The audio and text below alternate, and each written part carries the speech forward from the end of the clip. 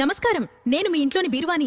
కష్టపడి సంపాదించిన డబ్బుని, నగల్ని నా కడుపులోనే దాచుకుంటారు. కానీ నన్ను వాస్తు ప్రకారం కరెక్ట్గా పెడితేనే మీ సంపద రెట్టింపవుతుందని మీకు తెలుసా? మొదటి నియమం, నన్నెక్కడ పడితే అక్కడ పెట్టకండి. ఇంటి నైరుతి మూలలో మాత్రమే నన్నుంచాలి. అప్పుడే మీ ఇంట్లో డబ్బు స్థిరంగా నిలబడుతుంది.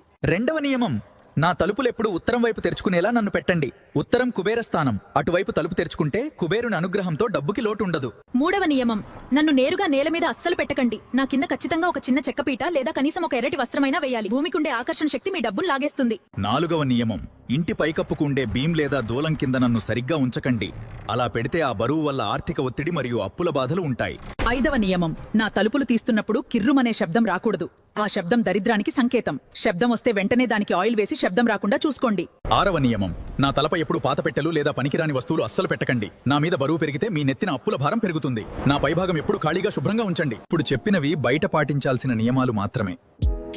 అసలు బీరువా తలుపులు తీశాక లోపల ఏ వస్తువులు పెడితే డబ్బు రెట్టింపవుతుంది మరియు పాటించాల్సిన అత్యంత ముఖ్యమైన 6 నియమాలు పార్ట్ 2